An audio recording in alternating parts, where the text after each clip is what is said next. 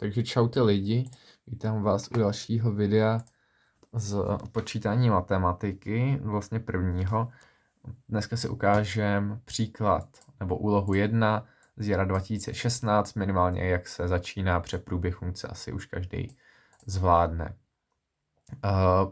My máme takhle nějaký přepis funkce, takže víme prostě, že bude takhle, ale potřebujeme si určit ještě ty parametry. A oni nám tady k tomu říkají nějaké dodatečné informace.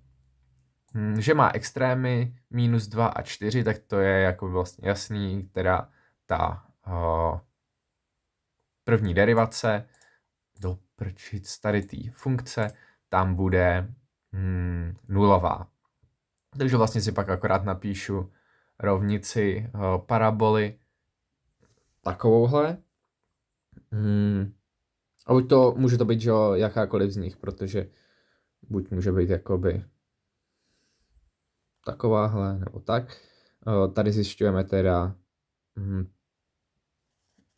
tohle je ta rozepsaná, když to roznásobím, a z toho pak vlastně získávám tady ty parametry, protože je musím ještě vydělit, že jo, tady 2, tady 3. A tady je to stejný, akorát vlastně to bude přesný opak, že jo, jakoby tam, kde to tady roste, tak tady to bude klesat. A protože já vím, že teda tady to má být teď ta druhá informace, že graf této funkce prochází počátkem soustavy souřadnic pod úhlem 45 stupňů. No, 45 stupňů, tak když mám tady souřadnice a tady je to vlastně maximálně sezumovaný, úplně jako, že jo, představíme si, že tady nějaká limitně se to blíží úplně nule, že jo, tak tady to jde takhle krásně 45 stupňů. No, nula je že tady mezi tím a my víme, že to tam musí růst. A funkce roste, pokud je její první derivace v tom místě, že větší než 0. Tady je ta derivace menší než 0, no, takže to musí být tahle. Takže víme, že to budou tady ty parametry. Ale ještě vlastně to nejsou finální ty parametry, ještě to je jakoby vlastně, jsou to akorát poměry těch parametrů, takže tady můžu dopsat jako 8k, 1k a -1k třetin.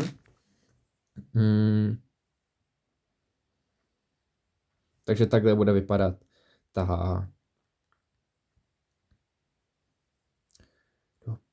ta prostě základní rovnice, ta základní funkce. A co teďka? No, kde to mám? Tady už je, jak to bude finálně vypadat, ale vlastně vidíme, že tady, když mám, je to už vlastně celý dělený 8. Proč jsem to vydělal 8? Pokud vlastně já si dosadím nějaký x do té první derivace, tak mě vyjde nějaký číslo. A to číslo mi vlastně udává jakoby sklon teda té tečny, že jo. Takže když budu mít takovouhle a budu chtít pro tohle místo, tak je to takováhle tečna, že jo. A ta tečna bude mít s osou x nějaký stupně. Svírat nějaký úhel. Aby to byl úhel 45 stupňů, tak ta tečna vlastně musí být jakoby, že x plus něco. Prostě musí být jakoby akorát posunutou toho osou prvního a třetího kvadrantu. Ale to jakoby, kdybych si tam dosadil třeba tady, vidíte, že když jsem to zkoušel, tak vlastně jsem si tady našel kořen. Ten kořen je tady označený ječkem, je to prostě takovýhle nějaký úplně debilní číslo. No a pokud já si pak dám Jčko do tady té rovnice,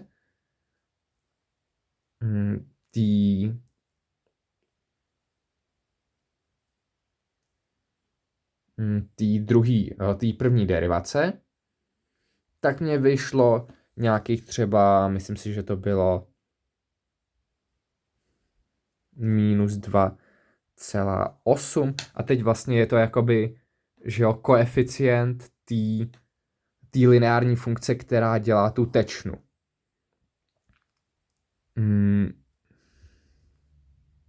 A vlastně pokud bych já si chtěl z té lineární funkce zjistit ten úhel, no tak není nic jednoduššího, tak vlastně víme, že jakoby za nějakých těch minus 2,8 se posune x se posune o jedno y, že jo. Jakoby tak ty lineární funkce fungují. No takže když víme, že tohle patří semhle, tady bude jednička, no tak tangens vlastně tady toho čísla, jakoby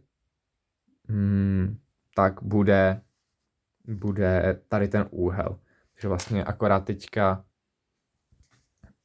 mně stačí, já to zkusím ověřit tady, jestli to nefunguje, tak se omlouvám. Arcus tangens, nebo jako tangens a minus první, 2,8 myslím, že to bylo. Je nějakých 70 stupňů, vidíte, a to se plus minus shoduje s tím, co je tady. Protože jakoby já jsem, že jo, nejde udělat úplně, takže já jsem jakoby přesný ten úhel, já jsem si tady vybral jenom nějaký trochu větší. Pokud máte nějaké další dotazy, tak mě neváhejte kontaktovat. Takhle vlastně teda jakoby to říká ta derivace.